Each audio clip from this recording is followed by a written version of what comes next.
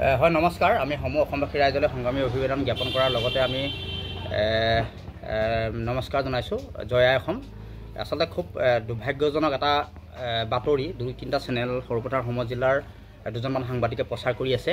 আৰু আমাৰ মাজত যিহেতু আজি বৰপথাৰ নগৰৰ আমাৰ বৰপথাৰ যিটো কাৰ্যালয় যুটীয়া কাৰ্যালয় ৩টাকৈ দল সংগঠনৰ কাৰ্যালয় স্বত্বাধিকাৰী আমাৰ মাজত অনিৰ্বাণ ৰচিদ ডাঙৰীয়া উপস্থিত আছে। ইয়াৰ অনিৰ্বাণ ৰচিদ ডাঙৰীয়া আৰু আমাৰ মাজত আচলতে তেখেতৰ ভাড়াত থকা তপন পাল ডাঙৰীয়াও আমাৰ মাজত উপস্থিত আছে। আৰু যিহেতু এটা দীৰ্ঘদিন ধৰি দুইজনৰ মাজত আচলতে ভাড়াটো দিয়া নিদিয়া, আজি তেখেতো যিহেতু 15-16 বছৰ ইয়াত বসবাস কৰি আছে। তেখেতৰ মূৰ্তি যিহেতু মৃন্ময় মূৰ্তি বনোৱা এজন আমাৰ শিল্পী হয়, তেখেতৰ ঘৰত ভাড়া আছিলে। আৰু ইয়াত আচলতে দুইজনৰ মাজত এটা মনোমালিন্য হৈছিলে। এখেতো আচলতে তেখেতক ভাড়া দিয়া নাছিলে। পৰৱৰ্তী সময়ত আমি দুইজনৰ সমিল মিলে ইয়াত বসবাস কৰিবৰ কাৰণে, থাকিবৰ কাৰণে, ব্যৱসায় কৰিবৰ কাৰণে আমাক আবেদন জনালে মালিক পক্ষই। যিহেতু আমি দুইজনৰ বুজাবুজিৰ ক্ষেত্ৰত আমাৰ এই অফিচটো কাৰ্যালয়টো আমাক আচলতে দিলে উপহাৰ হিচাপে। যিহেতু আমি ভাড়া দিছোঁ, যিহেতু তেখেতৰ পৰা আমি এগ্ৰিমেণ্ট কৰি লৈছোঁ। গতিকে এই দুজনমান সংবাদ মাধ্যমে আচলতে ইয়াত আহি পেলানি আমাক আচলতে এই বাতৰি এনেকুৱা ধৰণৰ এটা সম্প্ৰচাৰ কৰিছে। আমাৰ এই তিনিটুকুৰা সংগঠনৰ নেতৃত্বক জনমানসত হেয় প্ৰতিপন্ন কৰাৰ লগতে আমাৰ সংগঠনটোৰ বিৰুদ্ধে আচলতে বিভিন্ন ধৰণৰ এটা অপপ্ৰচাৰ চলোৱা দেখা পোৱা গৈছিল। কিন্তু এই ঘটনাটোৱে আচলতে সেই ঘটনা নহয়, এটা আক্ৰোশমূলকভাৱে আমি এটা বাতৰি আচলতে এটা সম্প্ৰচাৰ কৰিছে এই দুইজন সাংবাদিকে সৰুপথাৰ সম জিলাৰ।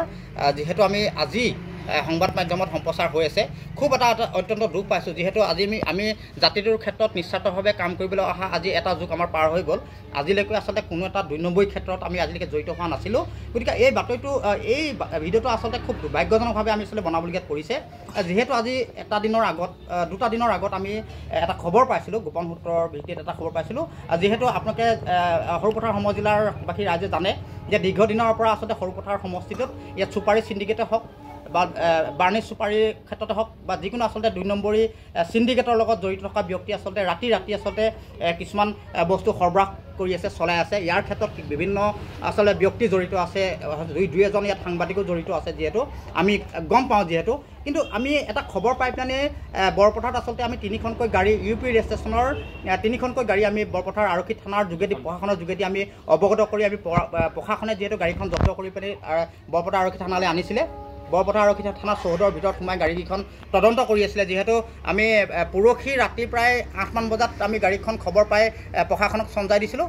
8টা বজাৰ পৰা পিছদিনাখন দিনৰ প্ৰায় 2টামান বজালৈকে প্ৰশাসনে তদন্ত কৰি তাত ধান আছে বুলি এটা কথা গম পালত আমি সকলোৱে যিহেতু আমি থানাৰ পৰা প্ৰশাসনক যিহেতু চঞ্জাই পেলানি আমি আঁতৰি যিহেতু ঘৰলৈ গুচি আহিলোঁ।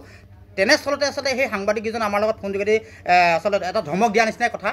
যিহেতু সন্ধিয়া 9টা বজাত গাড়ীখন জব্দ কৰিছোঁ, 2টা বজা 1টা বজাত সংবাদ মাধ্যম আহিছে, আমি নথকা অৱস্থাত আহিছে, আহি পেলানি বাতৰি সম্প্ৰচাৰ কৰিবৰ কাৰণে আহিছে। আৰু তেখেতলোকে আমাক এটা কথা কৈছে যে আপোনালোকে ৰাতি ওলাই গাড়ী ধৰিবৰ কাৰণে আপোনালোকে কোন, আৰু গাড়ী ধৰিছে আপোনাক কি ভিত্তিত গাড়ী ধৰিছে। তো আমি এটা কথা ক'ব বিচাৰিছোঁ যে গাড়ী খবৰ পোৱাৰ লগে লগে আমি প্ৰশাসনৰ থ্ৰুৱেদি ধৰাইছোঁ, প্ৰশাসনক চঞ্জাই দিছোঁ। প্ৰশাসনে গাড়ীখন থানালৈ টানি আনিছে আৰু প্ৰশাসনে তদন্ত কৰিছে। ইয়াত আৰক্ষী থানাৰ ভিতৰত আমি তদন্ত কৰিব নোৱাৰোঁ। আৰক্ষী প্ৰশাসন থকা অৱস্থাত আমি তদন্ত কৰাৰ কথা নাহে। আৰু যিহেতু আমিও গম পাইছোঁ যে তাত ধানৰ বস্তা আছে, কিন্তু ধানৰ বস্তাৰ তলত আমি চুপাৰী আহিছে বুলিয়ে গম পাইছিলোঁ। খবৰ আমি সেইটোৱে পাইছিলোঁ।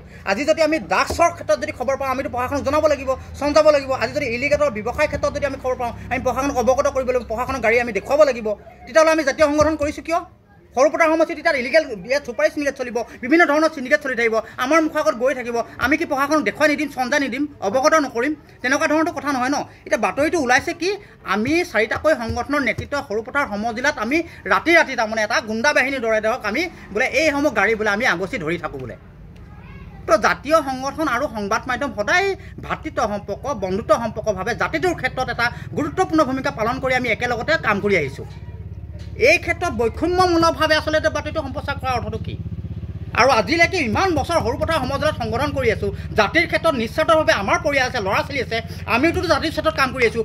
এটা উদাহৰণ দেখুৱাই দিয়ক, দীপেন গগৈ ডাঙৰীয়াই যদি বা কোনোবা ব্যক্তিয়ে যদি ইলিগেলৰ ক্ষেত্ৰত আজিলৈকে জড়িত আছে, আমি ৰাজহুৱা জীৱন ত্যাগ কৰিবলৈ সাজু আছোঁ। কিন্তু এনেকুৱা ধৰণৰ বাতৰি সম্প্ৰচাৰৰ যোগেদি আমাৰ জাতিটোৰ ক্ষেত্ৰত, জাতীয়তাবাদীৰ ক্ষেত্ৰত মাত মাতিবলৈ অহা একাংশ যুৱকৰ কিন্তু মন সদায় দুৰ্বল হৈ যাব। কাৰণ ফচিবলৈ কোনো নাহে, জাতিটোৰ কাৰণে ভাল কাম কৰিবলৈ মানুহ ওলাই আহে। কিন্তু দুৰ্ভাগ্যবশতঃ আচলতে এই যিটো বাতৰি আচলতে সম্প্ৰচাৰ কৰিছে, আমি কোনো গুণ্ডা বাহিনী নহয়, আমি সামান্য এটা সৰু মানুহ। আমি ৰাতি গুণ্ডা বাহিনীৰ ধৰণে আমি ৰাস্তাত ওলাই পিনি গাড়ী আগচি ধন লুট কৰা আমাৰ অভ্যাস নাই। আজিলৈকে তেনেকুৱা কাম কৰা নাই আমি। আপোনালোকে বাতৰিটো সত্যতা প্ৰকাশ কৰি বাতৰি কৰক, আৰু দৰকাৰ হ'লে আপোনালোকে কৈ দিয়ক যদি সংগঠন কৰিব নালাগে নকৰোঁ আমি সংগঠন। জাতিটোক লৈ আমি ঠিকা লৈ থকা নাই, নকৰোঁৱে লাগিলে সংগঠন। কিন্তু জাতীয়তাবাদী জাতিটোৰ কাৰণে ত্যাগ দিবৰ কাৰণে আমি আহিছোঁ। আমি কিবা এটা কৰিম বুলি আহিছোঁ, জাতিটোক দেখুৱাই দিবৰ কাৰণে। আমি ভৱিষ্যত প্ৰজন্মক আমি ইয়াত সুৰক্ষিত কৰিব পৰা এখন প্লেটফৰ্ম বনাবৰ কাৰণে আমি ইয়াত আহিছোঁ। আমি 2 নম্বৰী টকাৰে ধন গঢ়ি দালাল সাজিবৰ কাৰণে আমি ইয়াত অহা নাই। এনেকুৱা ধৰণৰ বাতৰি সম্প্ৰচাৰ নকৰিবৰ কাৰণে ভৱিষ্যতৰ দিনলৈ সকীয়াই দিছোঁ আমি। সত্যতাৰ ওপৰত প্ৰকাশ কৰি বাতৰি কৰক। আজি এই বাতৰিটো, এই ভাড়াঘৰত, এই আমাৰ কাৰ্যালয়টো বাতৰি কি বুলি সম্প্ৰচাৰ কৰিছিলে? আমি ভূ মাফিয়া, এইজন মালিক বহি আছে, আমি ভূ মাফিয়া নেকি? আমি আপোনালোকৰ মাটি জোৰ জবৰদস্তিকৈ লৈছোঁ নেকি? এইজন মালিক আৰু এইজন ভাড়া দিয়া দুইজনৰ মাজত মনোমালিন্য মানুহৰ মাজত হৈ যায়, কিবা এটা হৈ যায়। তো আমি মিলাই দিলোঁ দুইজনকে। এইজনে ভাড়া দিয়া নাছিলে, এতিয়া দিব লাহেকৈ। তো 15-16 বছৰ থাকিলে এইজনক খেতিটো পঠিয়াব নোৱাৰি ন। 2টা ৰুম আছে ডাঙৰ ডাঙৰ। এটা ৰুম যেনিবা আমাক এইজনে কাৰ্যালয়ৰ কাৰণে দিছে। আজি 2-3 বছৰ সমাধান কৰিব নোৱাৰিলে আমি সমাধান কৰি দিলোঁ। তাত আমি এই কিহৰ ভূ মাফিয়া হ'লোঁ?